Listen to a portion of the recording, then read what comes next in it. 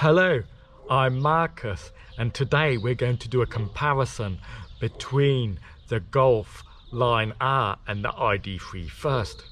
But first of all, there's some news.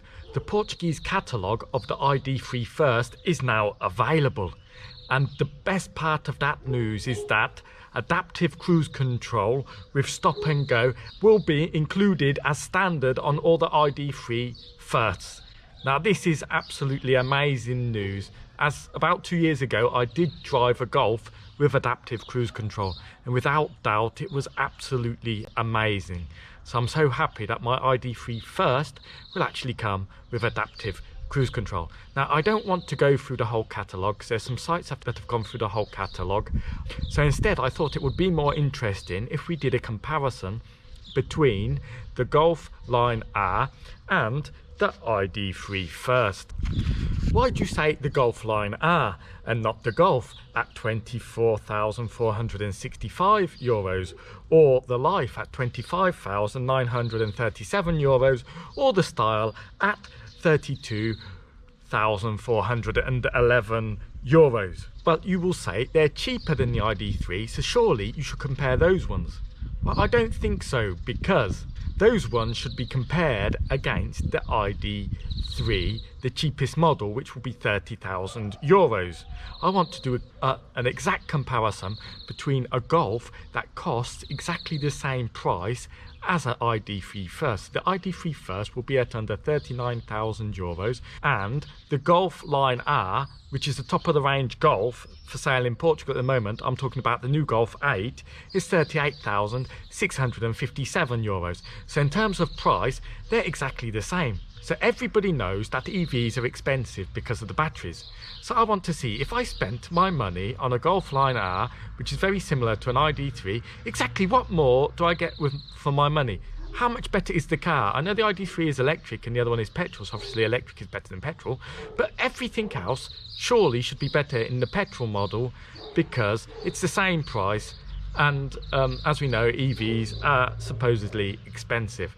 So let's do this comparison. See, if I was to spend my money on a Golf Line R, how much more would I get for my buck? So the Golf R line can be considered the hot hatch currently of the Golf family. So if you want the quickest Golf, the sportiest Golf, then you get the Golf Line R. So let's just look at the interior. So as you can see here in these photos of the interior, the center console is the same on the ID.3 and the Golf.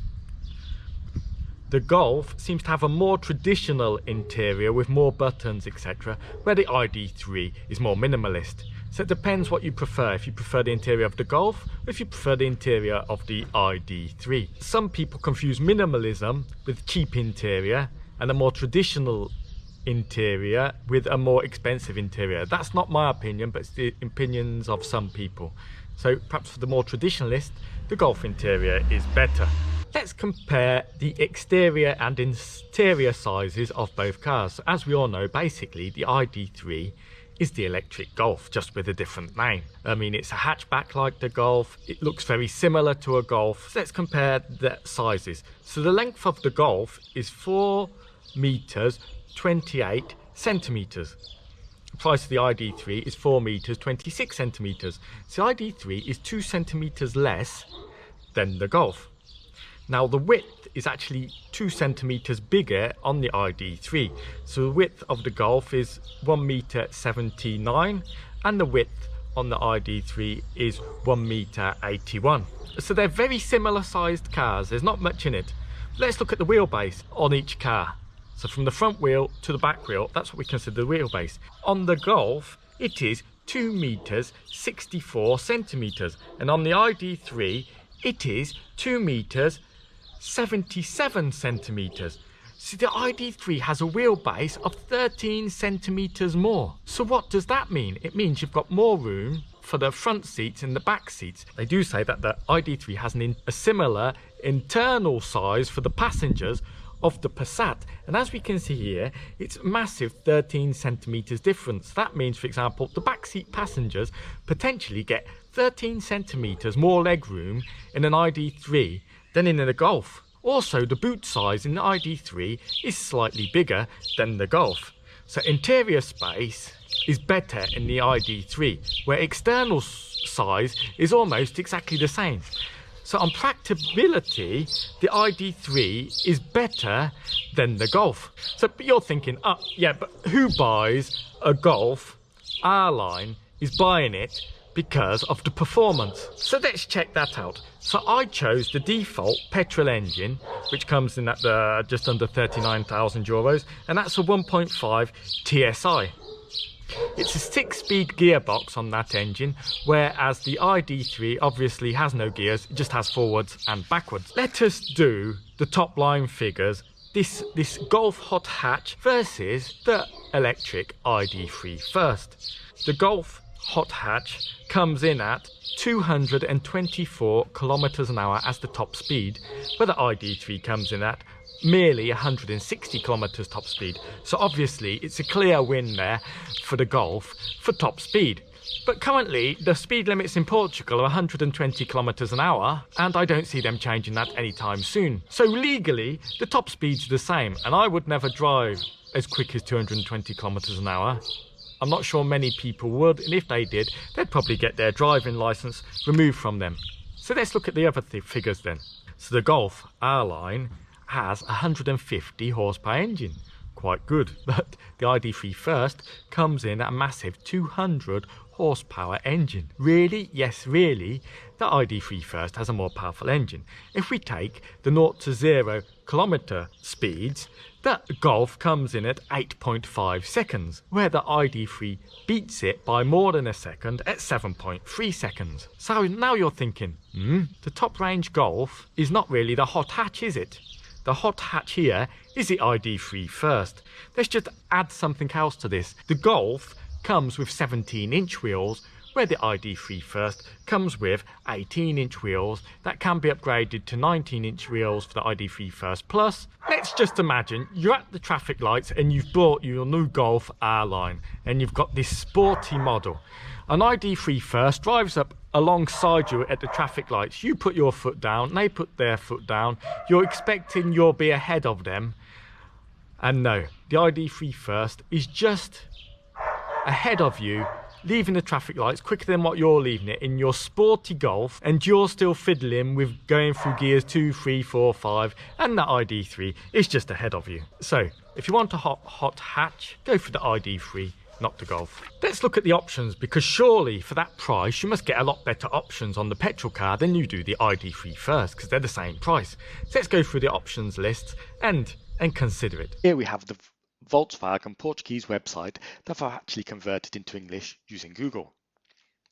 Here we have the booklet from Ireland. So this is not the Portuguese booklet, it's the Irish booklet because it's written in English, but it's very similar except that prices in Ireland are lower than the prices in Portugal. Let's see what this has compared to the ID.3 first. These are the main features: LED headlights. So let's have a look here, and we've got LED tail lights and LED headlights with automatic headlight control. I don't know what that is.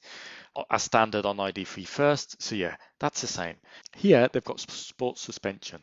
On the ID.3 first, you don't get sports suspension. Here you get tinted rear windows. You see the nice black windows. Unfortunately, on the ID.3 first, you don't get tinted rear back windows, but you do on the First Plus. Now in Portugal, the First Plus is around 46,000 euros. Here you do actually get privacy glass for rear side windows and rear windows. It's more expensive. So here is definitely better. For the Golf R-Line, you get the better feature of the rear windows. Now, Discovery Pro here is the best navigation system you can get with Volkswagen, and that's exactly the same as the navigation system Discovery Pro you get on the ID.3 first. Now here it's actually saying it includes streaming and internet. I'm not sure on the Golf if you do actually get streaming and internet. I don't know. So let's just look at standard equipment, shall we, on the Golf. So here you get lane assist and light assist. I'm not sure what light assist is, but we get lane assist on the ID.3 first. Here we get 4 speakers. We don't know how many speakers you get on the other car, but it definitely comes with speakers because it's got a radio. Here you get Climatronic, 1 zone. So I guess that's climate control. And on the ID.3 first, you actually get 2 zone climate control. Here we get adaptive cruise control with front assist. Well, here also we get adaptive cruise control with stop and go. So I think it's better on the ID.3 first, the adaptive cruise control. Stuff USB-C interface also on the ID.3 first. Front assist system with protection pedestrians and cyclists, and lane assist. Yeah, you get both of those on the ID.3 first, lane assist and front assist. Fatigue detection system, you probably get that on the ID.3 first. So it seems to me that their equipment level is no better. There's nothing on that jumps out as being better than the ID.3 first. The ID.3 first seems to in fact have better equipment levels. It's got the bigger wheels, LED headlights, you've got park distance control warning systems for obstacles in the front and the rear. It doesn't seem to have that on the normal Golf, perhaps it does, I'm not sure.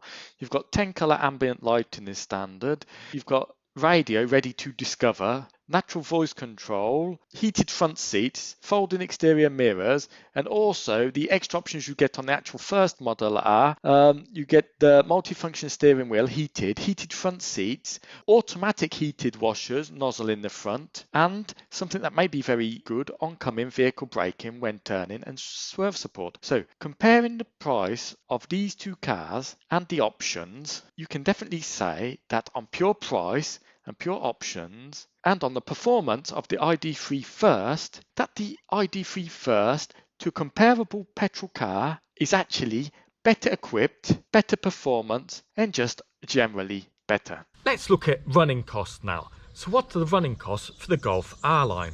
So let's estimate it at €9 per 100 kilometres. In the ID.3, for every 100 kilometres you drive, you're spending €3, so considerably cheaper in the ID.3. Let's not mention that if you have solar panels at home, you can actually charge the ID.3 first a lot cheaper using free energy from the sun. If you drive 100,000 kilometres in your Golf, that's €9,000. If you drive 100,000 kilometres in the ID.3 first, that's €3,000. No, but it isn't, because Volkswagen actually give you €600 worth of free electric with the ID.3 first. So it's €2,400. So the ID.3 first has amazingly much lower running costs, which are going to save you a lot of money over time. Let's just consider the ID.3 has lower maintenance costs than the Golf. It has a lower road tax than the Golf, and it will have a lower depreciation value than the Golf. The ID.3 is the same price, it's quicker than the Golf, it's a better hot hatch than the Golf, it's got enormous savings when it comes to running costs. It's the perfect car to have. It's one hands down. Now, the only reason you should get a Golf Line R is if you constantly do 1,000 kilometers a few times a month. So in that case, you should get a Golf Line R. However, if you are a more average driver like the rest of us, and you drive to work every day, which is probably less than 300 kilometre round trip, and you go to the Algarve for the weekends, or you go to the north of Portugal for the weekends, or you do those family long holidays where perhaps you do drive to the south of France, you know, once, twice a year, then the ID.3 is the choice to get. You will save yourself a fortune. It's a quicker car, it's got a bigger interior, it's just a better car. So in my opinion, if the average driver buys a Golf R-Line instead of an ID.3 first, they are an absolute muppet. Thank you for watching this episode of EV Journey. I've hoped you've enjoyed it. Please remember to click subscribe below.